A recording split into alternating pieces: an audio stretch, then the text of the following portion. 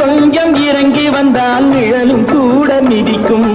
உயர்ந்த இடத்தில் இருக்கும் போது உலகம் உன்னை மதிக்கும். உன் நிலைமை கொஞ்சம் இறங்கி வந்தால் நிழலும் கூட மிதிக்கும். மதியாதார் தலைவாசல் மிதிக்காதே என்று மானமுள்ள மனிதனுக்கு அவ்வை சொன்னது.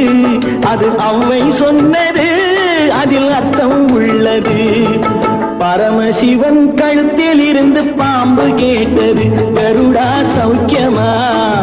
யாரும் இருக்கும் இடத்தில் இருந்து கொண்டால் எல்லாம் சௌக்கியமே.